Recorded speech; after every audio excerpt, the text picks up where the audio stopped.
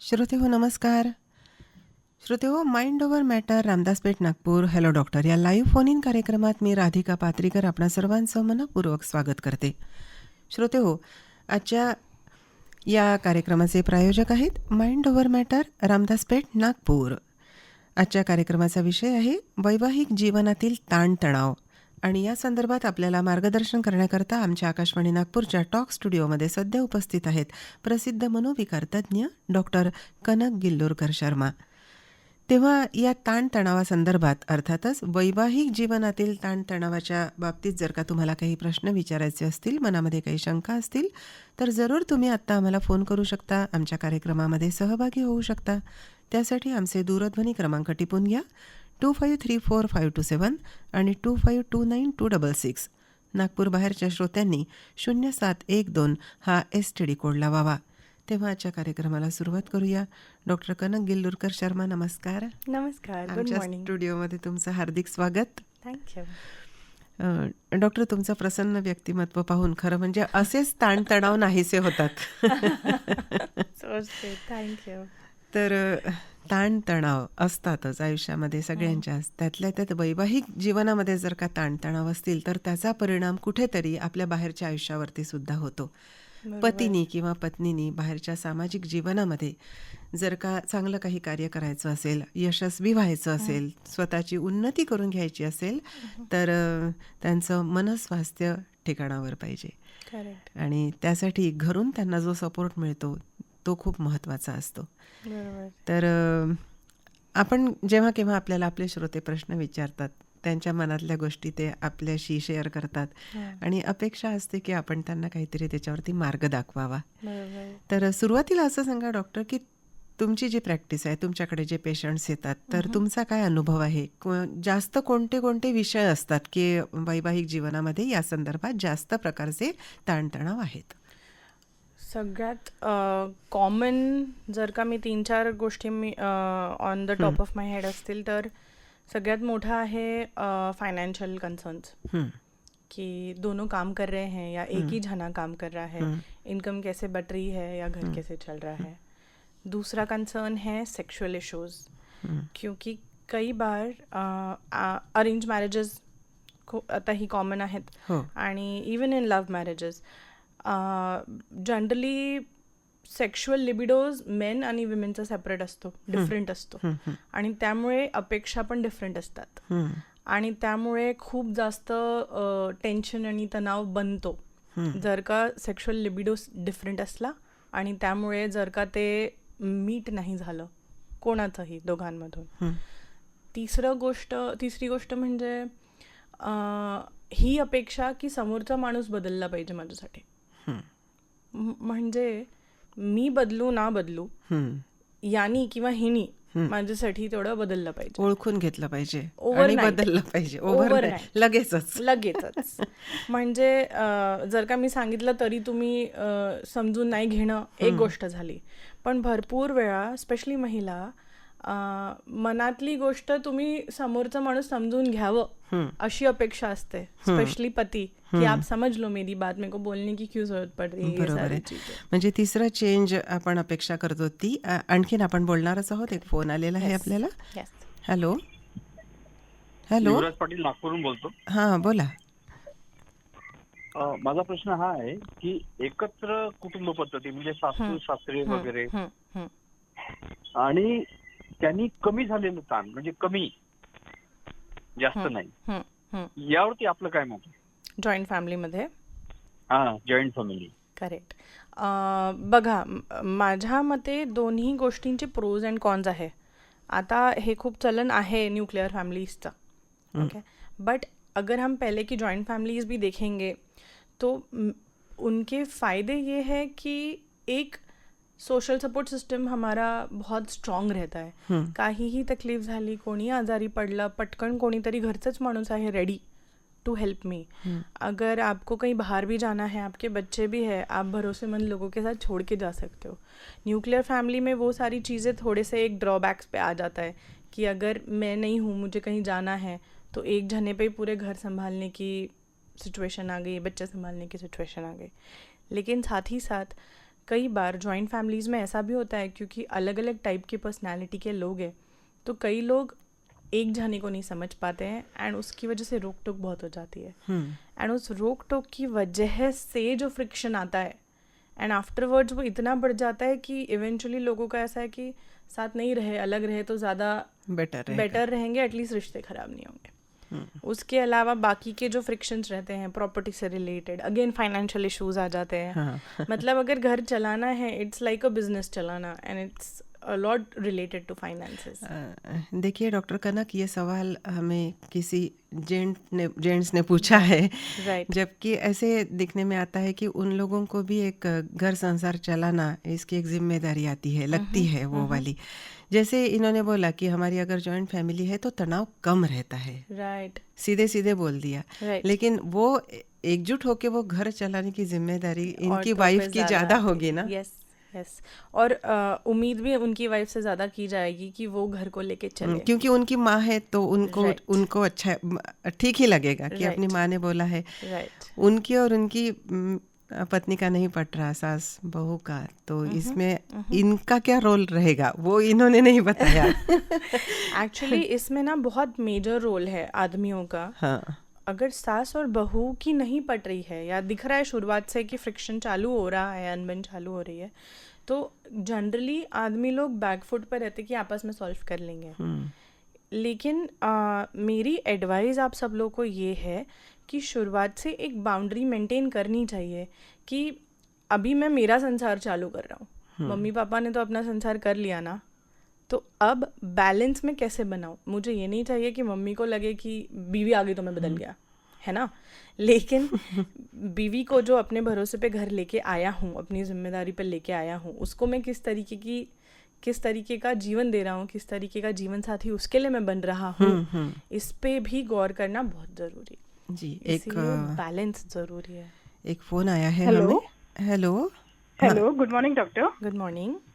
I want to ask, in close relationship, is somebody deliberately trying to irritate another person deliberately, and that also not very indirect way, indirectly, and another person is trying to avoid, ignore, oh, this is elder, or maybe sick, and this and that.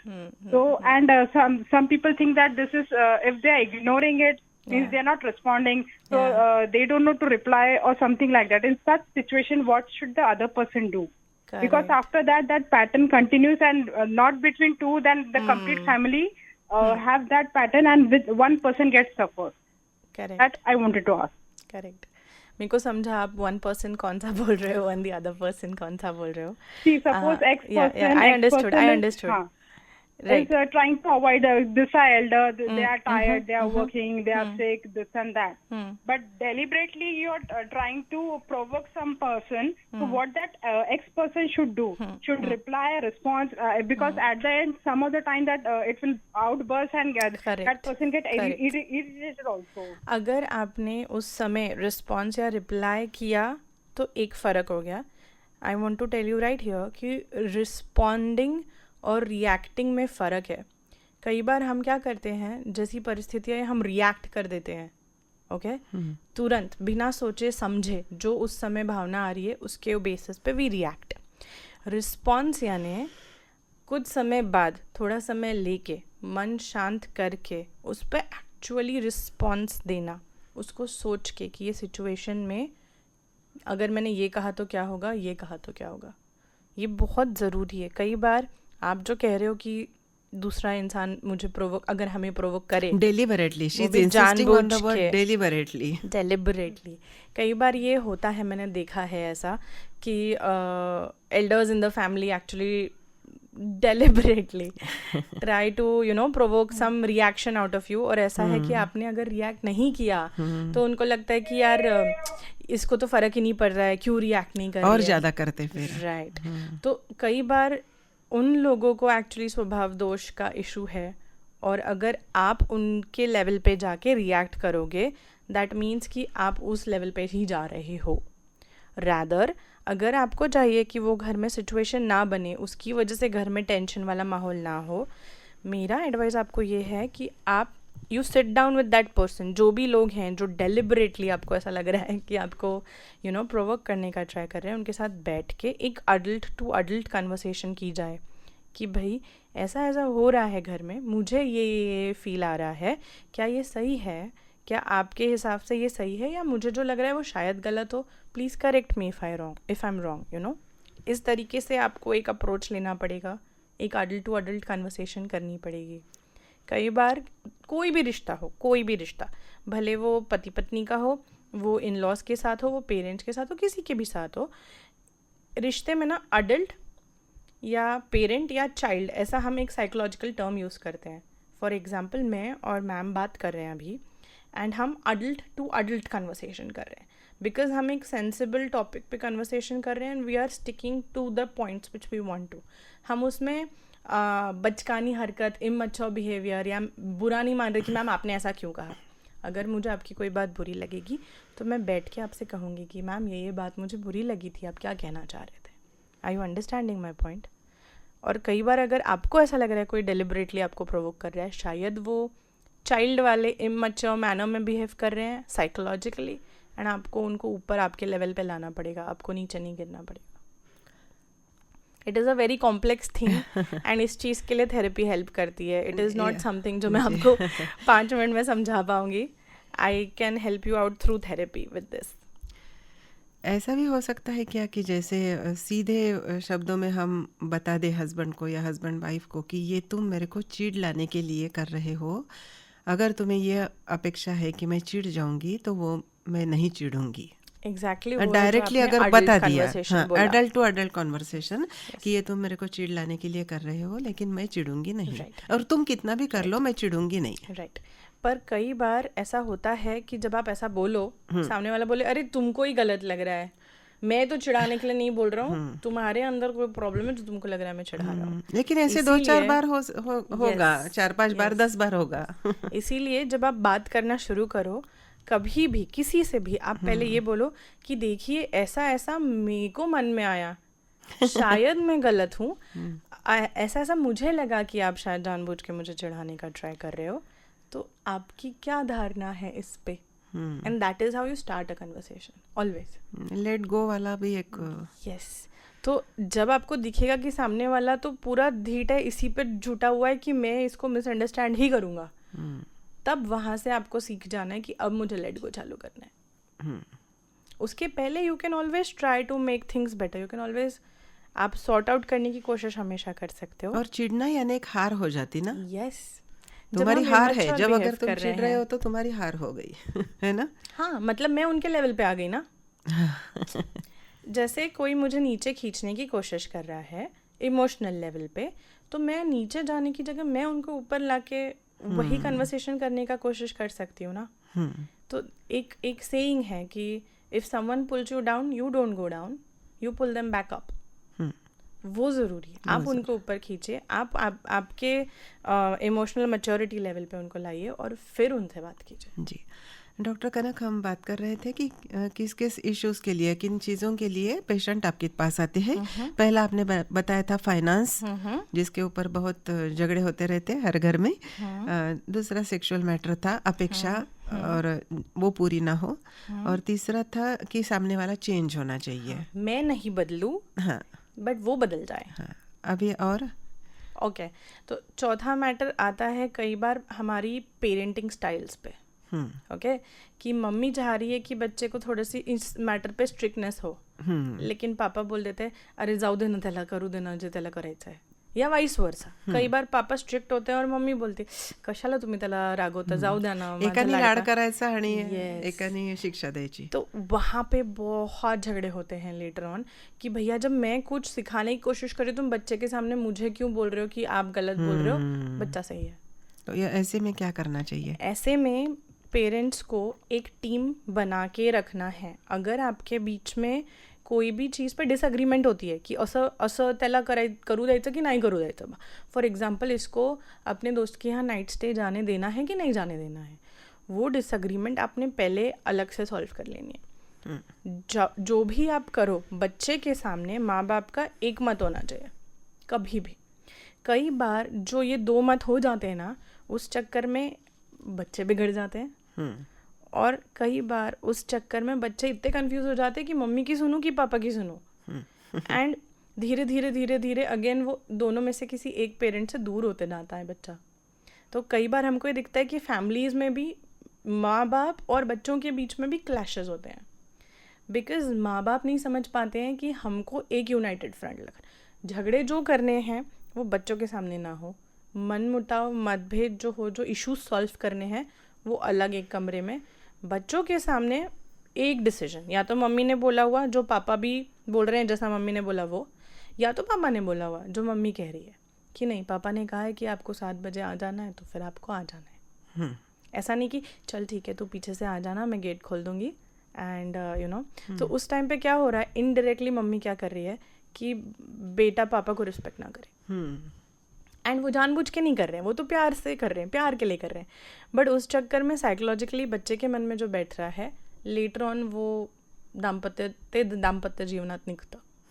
तो ये बहुत major concern आहे parenting styles. अशा वेळेला पती पत्नीमध्येच कदाचित दुरावा येऊ शकतो. हो, येतोच त्याच्यामुळेच येतो. That is by my fourth point कि बाद में इवन पति को लगने लगता है कि यार ये हमेशा मेरी बात काट देती है बच्चे के सामने, या पत्नी को लगने लगता है कि ये हमेशा मेरी बात काट देते हैं, राइट। एंड लेटर ऑन ऐसा लगता है कि आप तो मेरी रिस्पेक्ट ही नहीं करते हो मेरे ही बच्चों के सामने। एंड धीरे धीरे धीरे धीरे धीरे वो दरार बढ़ती जाती है। That is how it happens.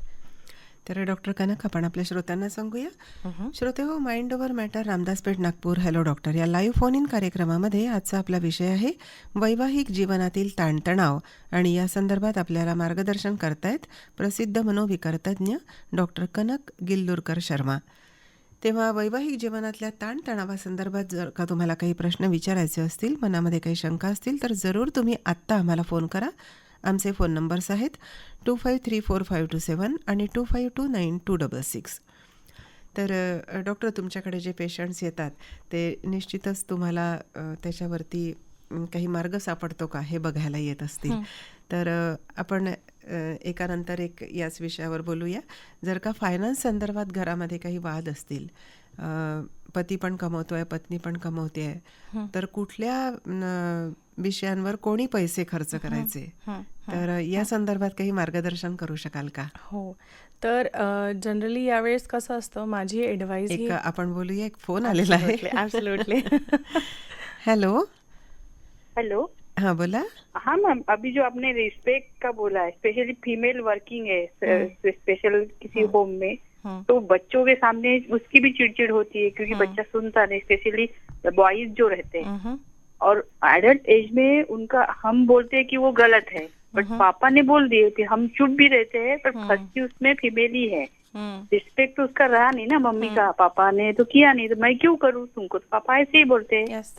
तो इस वक्त ऐसे इसमें फीमेल ने क्या अपना रिजल्ट देना या उसने कैसे बिहेव करना चाहिए? यही जो आप बोले ना, यही होता है. अगर बचपन से यही चीज़ दिखती जाए तो बच्चे बड़े होने के बाद वैसे ही बिहेव करने लगते हैं जैसा वन ऑफ द पेरेंट्स कर रहे हैं. एंड इस टाइम पे मम्मी ने क्या करना चाहिए इज़, अगेन जो मैंने बोला, क्लियर एक चीज़ कम्युनिकेट आपको करनी है आपके हस्बैंड को की बघा इतक्या दिवसांपासून असं असं आहे जो मैं नोटिस कर रही हूँ, ये चीज़ें हो रही है एंड इससे मुझे बहुत फील हो रहा है कि I am not being respected in this house. If you are the man of the house तो मैं भी I am the woman of the house, I am also a very important person in this house.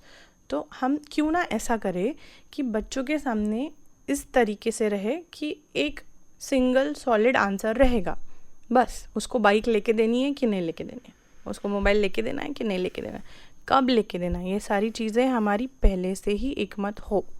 मेरा आपको ये advice है कि आपको अलग से आपके पति से इस बारे में क्लियरली बात करनी है. उनको आपको क्लियरली समझाना है कि मुझे ये महसूस हो रहा है, क्या आप मुझे इसमें हेल्प कर सकते हो. ये मैंने लास्ट टाइम भी कहा था कि हस्बैंड एंड वाइफ को एक टीम समझना है. आपको एक दूसरे को एक ही टीम पे हो, आप सेम टीम पे हो और अपोजिट टीम पे है कोई भी परिस्थिति जो प्रॉब्लम क्रिएट कर सकती है. तो ऐसे समय पे एक दूसरे पे ब्लेम ना डालते हुए की तुमच्यामुळे असं होतोय, तुझ्यामुळे असं होतोय, ते न करता बघा आपल्या वागण्यामुळे असं असं झालेलं आहे, मला हे वाटत आहे आणि आता याच्यापुढे आपण काय करू शकतो की बा या परिस्थितीचं समाधान होईल. चर्चा क्योंकि करणं. बच्चे ना मैम यस बहस करते हैं माँ यस से. क्योंकि बचपन से वो सीखते आए हैं ना, वही चीज़ देखते आए हैं. इसीलिए मेरी हर हर न्यूली मैरिड कपल को ये एडवाइस रहती है कि पेरेंटिंग आप लोगों की एक फर्म और फिक्स रखिए शुरुआत से ही, क्योंकि जब दिखता है ना कि मम्मी पापा एकमत नहीं हो रहे हैं तो बैक आंसरिंग, मुजोऱ्या and things like that starts. उद्धटपणा, उद्धटपणा. सामानांची फेकाफेक. येस येस बरोबर आहे. जिद्दीपणा. या सगळ्या गोष्टी याच्यानंतर एक फोन घेणार आहोत आपण. Hello. हा बोला, काय Hello. नाव आपलं, कुठून बोलत आहात? Hello. Good morning, doctor. Good morning. So, doctor, I want to ask. My action, my thoughts, my words are in my control. But in family members, somebody is trying to provoke or trying to pick up a fight with you, and you try to ignore. But this continues. But with the same is the external world is also trying to do the same with you. And what that one single person should do, because that one single person is getting the complete pressure. Family as well as external world is trying to deliberately demoralize you, disturb you, and telling the thing which is not truth, unreal. सी ये actually I understand आप क्या कह रहे हो, and उस time पे बस ये है आपको सोचने की ज़रूरत कि मेरा जो स्टैंड है, मेरा जो एग्जिस्टेंस इन द हाउस है, मैं उसको कैसे इस्टेब्लिश करूँ. हमको बाउंड्रीज इस्टेब्लिश करनी बहुत ज़रूरी है किसी भी रिश्ते में. तो अगर आपको ऐसा लग रहा है कि डेलिबरेटली कुछ हो रहा है आपके साथ और समथिंग लाइक दैट, पहली चीज़ तो उसको कन्फ्रंट कीजिए. सबसे पहले उस चीज़ को कन्फ्रंट कीजिए कि ऐसा ऐसा हो रहा है, ये सही में है या मुझे लग रहा है. अगर मुझे लग रहा है और ये बहुत टाइम से हो रहा है और हर कोई उसमें भागीदारी ले रहा है, तो you need to confront and tell them clearly कि भैया ऐसे नहीं चलेगा, मैं ये नहीं चलेगा. अगर घर को शांति से चलना है तो ये बिहेवियर नहीं चलेगा. उसके बाद भी अगर वो चीज़ रिपीट होती है तो I think you will have to take some more extreme steps. एक पूर्वी म्हणायचे आधीच्या पिढीमधले लोक की कोणी काही बोलताय आपली चिडचिड होते, सारखं कोणी बोलताय आपली चिडचिड होते. अशा वेळेला मनातल्या मनात 10 नंबर काउंट करायचे आणि नंतर बोलायचं. Correct, that is responding. आहे ना, तर तुम्हाला नाही, थोडासा ताबडतोब react नाही ताबडतोब आलं की ते समोरचा पुन्हा आणखीन चिडतो, मग तो बोलला की पुन्हा तुम्ही तर एकदम 10 नंबर मोजायचे नंतर बोलायचं. म्हणजे काय, डोकं जरा काम करतं. करेक्ट. आणि ही धारणा असते ना आपल्या मनात की बा मीच कशाला नेहमी समजून घेऊ, समोरचा माणूस का नहीं समझून घेतोय. Specially the 5th point which I was going to say कि फ्रिक्शन जो होता है मैरिटल लाइफ में is because of the in laws also. अच्छा, हाँ. नॉट जस्ट लड़की के ससुराल वाले, बट कई बार लड़के के ससुराल वाले भी. कई बार एक आपण बोलूया, एक फोन आलेला आहे. श्योर. हॅलो. हॅलो. हा बोला. मॅडम नमस्कार. नमस्कार. मी सुनील ओले बोलतो. बोला. मॅडम, एक वैवाहिक ताणतणाव मध्ये मेडिटेशन म्हणजे काय प्रकार आहे असं डॉक्टर म्हणतो. काय मेडिटेशन करा, त्याच्यावरती मेडिकल ट्रीटमेंट शक्यतो टाळा. मेडिटेशन म्हणजे काय, म्हणजे कसं करायचं, याची काही तुम्ही माहिती देऊ शकाल का? हो हो हो बिलकुल. सांगा ना. मेडिटेशन म्हणजे ध्यान साधना, जी आपण सिम्पल म्हणतो. मेडिटेशनचे भरपूर प्रकार आहेत. आणि जर का सगळ्यात सिम्पल प्रकार मी तुम्हाला सांगू करायला, तर आपण जे मंत्र उच्चार करतो ना, सिम्पल मंत्र उच्चार डोळे बंद करून, that is one form of meditation, ज्याच्यात आम्ही कॉन्सन्ट्रेट करतो कुठल्याही गोष्टीवर. 15 मिनिट तरी. किंवा दिवा ठेवला समोर किंवा कॅन्डल ठेवली आणि त्याच्या ज्योतवर कॉन्सन्ट्रेट केलं, अगेन 5 मिनटं किंवा 10 मिनटं. ही भरपूर काही टेक्निक्स आहेत बेसिकली मेडिटेशनची. माझा जो फेवरेट काइंड ऑफ मेडिटेशन आहे दॅट इज माइंडफुलनेस. कारण हा असा मेडिटेशन आहे की तुम्ही कुठेही करू शकता. माइंडफुलनेसचा अर्थ हे की प्रेझेंट मोमेंट, आत्ताच्या क्षणात तुम्हाला लक्ष द्यायचं आहे. मिनिंग, आम्ही काय करतो, आम्ही पास्टमध्ये जगतो, किंवा फ्यूचरमध्ये की अभी अभी जैसे मैं सोचूंगी कि यहाँ से आधे घंटे बाद मेरे को ड्राइव करके जाना है, मेरे ओपीडी में पहुँचना है, फिर ये पेशेंट्स आने वाले हैं, तो मेरे दिमाग में वही चल रहा है और मैं अभी के पल में नहीं हूँ. सो माइंडफुलनेस में आप ये प्रैक्टिस कर सकते हो कि अगर आप चाय पी रहे हो, तो चाय पियो.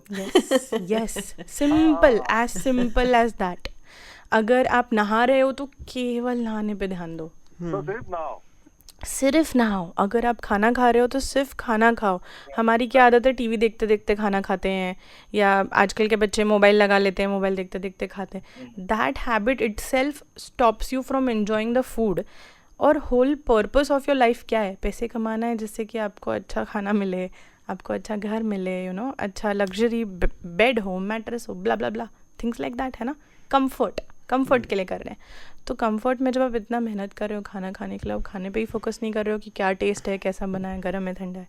सो mindfulness is a type of meditation. You can practise any more. एक फोन घेऊया डॉक्टर. Yes, hello. हा, हॅलो. नमस्कार. मी संजय शेंडे बोलतो. नमस्कार. मला एक प्रश्न असा विचारायचा आहे हम्म, की जसं मी आता माझे मुली आहेत 2 हम्म, आणि माझे पॅरेंट्स आहेत. ओके. तर आमच्या पॅरेंट्स मध्ये ना, आमच्यामध्ये थोडी गॅप होती टेक्नॉलॉजी मध्ये आणि त्याच्यामध्ये. हम्म, आता आमच्या मुलांमध्ये ना आमच्यामध्ये खूप मोठी गॅप झाली आहे. हम्म, हम्म, आणि टेक्नॉलॉजी पुन्हा त्यांना जे काही एक्सपोजर मिळालं आहे त्यामध्ये, हम्म, तर त्यामध्ये आमची भूमिका पॅरेंट्सची खूप सँडविचिंग अशी टाईप होते हो, की आमच्या पॅरेंट्स आम्हाला म्हणतात तुम्ही काही करतच नाही, तुम्ही त्या मुलांना काही बोलतच नाही. करेक्ट, आणि मुलं म्हणतात आम्हाला हे असं करू द्या, तसं करू द्या. Correct, correct. ह्यामध्ये पालकांची भूमिका, आमच्यासारख्या पालकांची हो. भूमिका काय असायला पाहिजे? हो, याच्यामुळे पण खूपदा ताणतणाव होतो घरात. आणि याच्यात पालकांची भूमिका म्हणजे अगेन आपने सही वर्ड बोला, सैंडविच हो जाते हैं, क्योंकि 2 जनरेशन्स के बीच का आपको संभालना है. उसमें से एक जनरेशन की उम्र ऐसी होगी कि अभी उनको बोल के फ़ायदा नहीं, वो लोग बदलने वाले हैं नहीं, और दूसरी जो यंग जनरेशन है वो थोड़ी ज़िद्दी होती जा रही है. तो उस चक्कर में उनको कैसे बैलेंस करना है, it is a very good question. आपको ये करना है, सबसे पहली चीज़ अगेन, कि आपको और आपकी वाइफ को एक सिंगल मन में मत होना चाहिए. जो आप आपके मम्मी पापा को बोल रहे हो और सेम जो आप आपके बच्चों को बोल रहे हो. घर में मेरी एडवाइस आपको ये है कि कुछ ऐसी जगह रखो जहाँ पे स्ट्रिक्ट नो फोन रूल है. समझ लो डाइनिंग टेबल पे खाना खा रहे हैं उस टाइम पे, या बेड पे लेटने जा रहे हैं, या सब सोफे पे साथ में बैठे हैं, बातें कर रहे हैं, नाश्ता कर रहे हैं सुबह का, तो उस टाइम पे किसी ने भी हाथ में मोबाइल या टेक्नोलॉजी का कुछ नहीं रखना है. तो इंक्लूडिंग सिर्फ बच्चे नहीं, आजी आजोबा पे भी अप्लाई होएगा और मम्मी पापा पे भी अप्लाई होगा. बच्चों को सिखाने का मेरे हिसाब से बेस्ट तरीका है कि आप भी वही चीज़ करो. अगर आप कोई और दूसरी चीज़ कर रहे हो, जैसे मम्मी पापा पूरे टाइम फ़ोन में है और बच्चों को बोलते हैं कि नहीं रहना है, तो बच्चों को वो नहीं दिखता है. वो आपके बोलने से नहीं सीखेंगे. वो यही बोलेंगे कि आप ये कर रहे हो ना, फिर आप मुझे कैसे रोक रहे हो, राइट.